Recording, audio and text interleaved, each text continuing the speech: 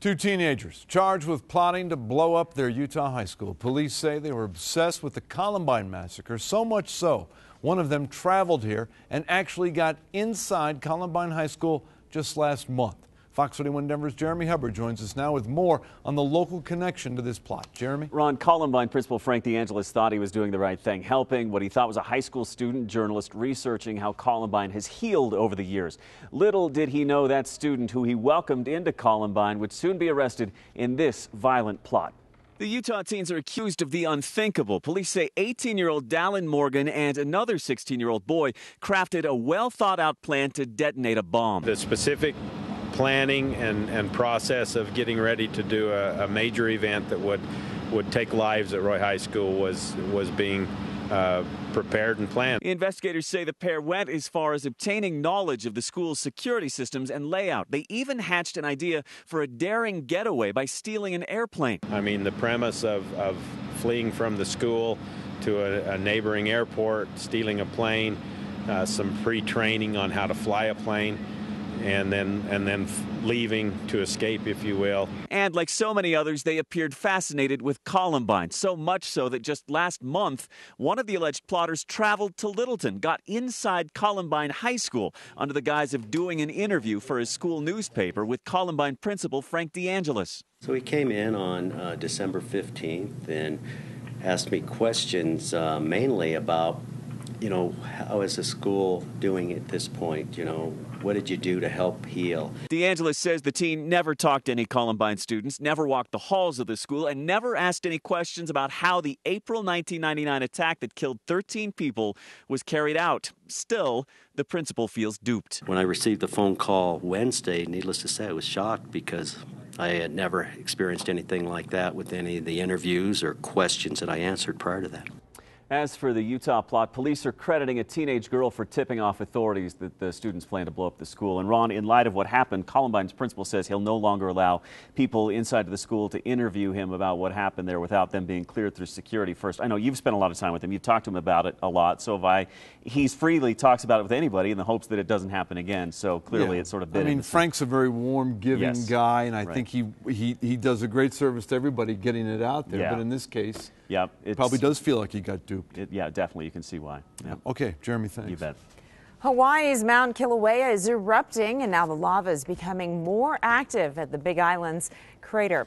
Check out this bright orange lava bubbling at the crater. Scientists say the lava level in the vent has been rising since Tuesday. Luckily, none of it's entering the ocean, but scientists are keeping a close eye on the active mountain. Now, pinpoint weather with Chief Meteorologist Dave Frazier. Always a spectacular sight. Now, while we didn't get much snow here in the Denver metro area, and most of it has already melted away, it did pile up into the mountains. Here's just a snapshot of some of the resorts checking in with as much as 5, 6, and in the Copper, as much as 10 inches of new fresh snow. Now, there is a problem with that. There are avalanche warnings out, not at the resorts, but the 6 to 12 inches of new snow that we saw in the high country has an avalanche warning out through all of the mountains as we head into the weekend. Backcountry skiers are being advised, along with snowmobilers and everybody else, to make sure you pay attention and do your best to stay out of those situations. Outside right now, 21 degrees, just got a few high clouds. Northeasterly wind is at 8 miles an hour. Current temperatures were at 17 in Sterling, the same in Akron. We're at 21 in Bennett, matching Denver. It's a little warmer over in Broomfield at 25, but you can see cold teens up in Greeley, low 20s in Fort Collins, and the same from Castle Rock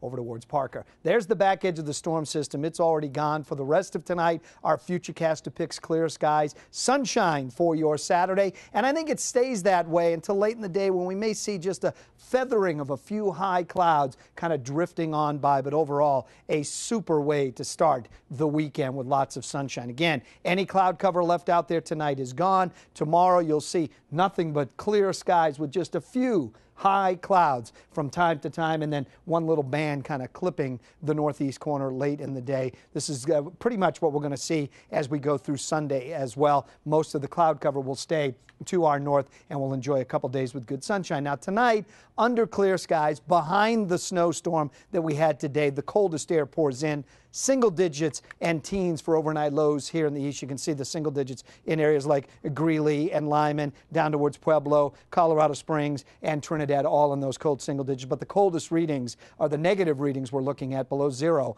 as we go through the mountains and back to the north and west. Tomorrow, a little chilly in the high country, but the sunshine will feel great. Upper 20s, low 30s with fresh snow at the resorts, 40s out west. And we start a nice warm up here in the east with temperatures on the eastern plains in the low to mid 40s. And then we start to see upper 40s and 50s as we go up and down the Front Range. And that's what we'll do. Take you up and down the Front Range, pick out your spot. A little cool in Greeley at 43, 43 in Windsor, 44 in Greeley. Gilchrist will check in. Upper 40s from Lafayette, 46 in Boulder. Arvada at 48 degrees. We'll get into the 50s from Lakewood to Littleton through downtown over towards Aurora. Upper 40s down towards Centennial, Greenwood Village. Highlands Ranch at 48 degrees. Cooler 30s and 40s into the foothills. And you'll find the same cooler readings as you go from, say, Conifer at 36, Pine at 40, West Creek 41. But from Larkspur back towards Castle Rock, up towards Castle Pines, Lone Tree, Foxfield, the Pinery, all looking pretty good with upper 40s. In the city, it's clear skies, very cold as we dip into those low teens. 19 at 7 o'clock in the morning, but with plenty of sunshine, we'll go quickly to 44 on our way to 50 degrees. The rest of your pinpoint weather, 7-day forecast. Boy, no complaints here right through the weekend and into early next week. 57, 60. We get a weak cold front in. That drops us back to 49 Tuesday.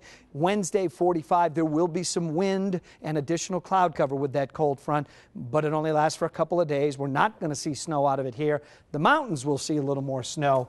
Again, not till about Monday night and Tuesday, and then we go right back to the 50s for Thursday and Friday. Pretty quiet looking forecast for the end of January and the beginning of February. And a great time weekend up in the mountains. Yeah, I really think the mountains have benefited, and I hope everybody gets a chance to get up there, and we're going to keep the snow coming as best we can. Oh, good deal. Yep. Thanks, Dave. Well, Frontier Airlines was once known as the hometown airline. And soon that nickname could ring true again. Details on a plan to reinvest in Denver. And a massive drug bust leads to more than a dozen arrests in the metro area, and more could be on the way. New details and pictures tonight about Operation Sweet Leaf. Like us on Facebook, follow us on Twitter, and subscribe to our YouTube channel. Fox 31 Denver. Your questions answered.